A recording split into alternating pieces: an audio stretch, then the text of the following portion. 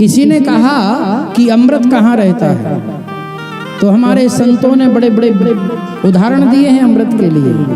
बोले अवधौ विधौ बधुमुखे फणिनाम निवासे।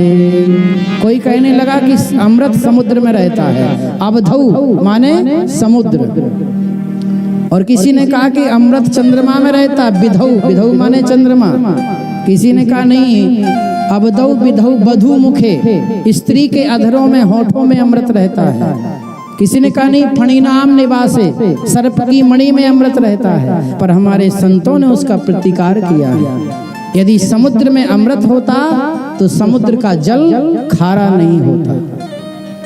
क्षारम क्षयम पतिमृतम गरलम निपातम। क्षार माने खारा। समुद्र में अमृत होता तो समुद्र खारा नहीं होता, और चंद्रमा में अमृत होता तो चंद्रमा की कलाएं क्षीण नहीं होती, और बधु के अधरों में अमृत होता तो पति मृतम, उसका पति नहीं मरता, और सर्प की मणि में अमृत होता तो सर्प में विष नहीं होता। तो बोले अमृत कहाँ रहता है? बोले कंठे सुधा बसती वै भगवद जनाना।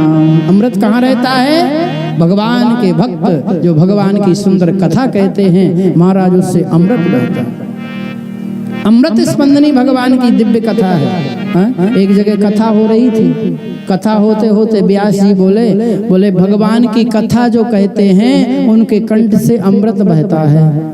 एक बेचारा गरीब कमजोर आदमी था, उसका पिता मर गया था, और अपने पिता की जो भस्मी और अस्थियां थी उनको विसर्जन करने गंगा जी नहीं ले जा पाया। विचार करने लगा ये अच्छी बात है, जब इनके मुख से गंगा बह रही है तो यहीं अपने पिता की अस्थियां डाल देता हूँ। तो 2-4 अस्थियों को, हड्डियों को ऐसे पीस के चूर्ण बना के एक पुड़िया बना के ले आया, और जैसे ही व्यास जी व्यासपीठ से नीचे उतरे तो ऐसा हाथ करके दे दिया। व्यास जी ने सोचा कोई प्रसाद दे रहा है, तो खोल के पुड़िया और मुख में डाल लिए। बोले आज मैं तो धन्य हो गया, मेरा पिता तर गया है। व्यास जी ने कहा क्यों पिता तर गया, क्या हुआ? बोले मेरे पिता की अस्थियों की ये राख थी। पंडित जी ने कहा अरे क्या कर दिया तूने मुझे? अरे थूकने लगे इधर, थोड़ा जल लेके आओ, क्या हुआ? बोले महाराज आप ही कह रहे थे कि हमारे मुख से गंगा बहती है। तो मैंने कहा मैं तो जा नहीं पाया। कई लोग ऐसे होते हैं महाराज कि जीवन पर्यंत भजन करते हैं, फिर भी उनको गंगा के दर्शन नहीं हो पाते हैं, गंगा का स्नान नहीं हो पाता है, गंगा जी नहीं पहुंच पाते हैं।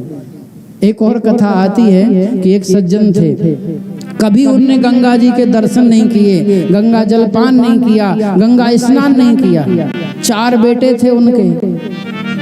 संजोग ऐसा बना कि श्रीमान जी समाप्त हो गए। तो अब 4 बेटों ने विचार किया कि अपने पिताजी कभी गंगा जी नहीं गए, अपन क्या करें भाई? तो बोले चलो अपन 4 पिताजी को अब कंधे पर रख करके अर्थी बना करके और सीधे गंगा जी लेके चलते हैं, गंगा किनारे पिताजी का संस्कार करेंगे। तो महाराज 4 बेटे थे, चारों ने अपने अपने कंधे लगा लिए और पिताजी को लेके गंगा जी चल दिए। अब चले जा रहे थे, रास्ते में एक जगह थोड़ा अंधेरा हुआ तो देखा कहीं रात्रि विश्राम कर लें, सुबह फिर लेकर के चलेंगे।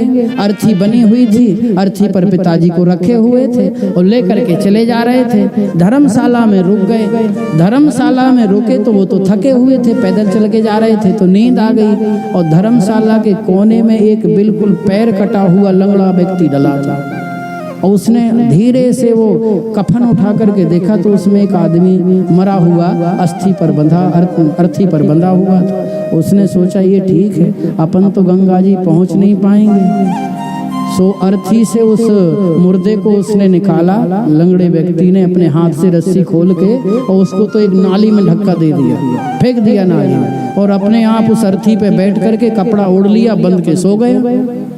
अब बेचारे वो पुत्र उसके 4 सुबह उठे और उठा करके वो अर्थी उठा के सीधे गंगा जी पहुंच गए। गंगा जी पहुंच के वहाँ तैयारियां करने लगे कि चलो अब बुलाएं, लोगों को संस्कार कर दें। और जैसे ही अर्थी को रखा तो बोले राम राम राम, आज तो मेरी इच्छा पूरी हो गई। मेरे को काहे को जीवन में गंगा जी आ पाना था, तुम्हारा कल्याण हो, तुम लोगों ने मुझे गंगा। अरे पिताजी कौन? देखा तो पिताजी तो थे ही नहीं, वो तो कोई दूसरा ही लंगड़ा व्यक्ति था। तो जिसको योग में संयोग में नहीं लिखा गंगा पहुंचना, वो नहीं पहुंच पाएगा। गंगा के दर्शन, गंगा का स्नान, गंगा का ध्यान वही कर सकता है जिसको लिखा हुआ है, भगवान ने पहले से निश्चित कर दिया है। तो अमृत रहता है संतों की वाणी में, भक्तों की सुंदर वाणी में। इसलिए राजा परीक्षित ने कहा कि पिबंतन तुन मुखाम भोजे अच्युतम हरि कथामृतम। तो सुखदेव जी ने कहा कि राजन, अब हम तुम्हें यहाँ से भगवान की पावन गाथा श्रवण कराएंगे।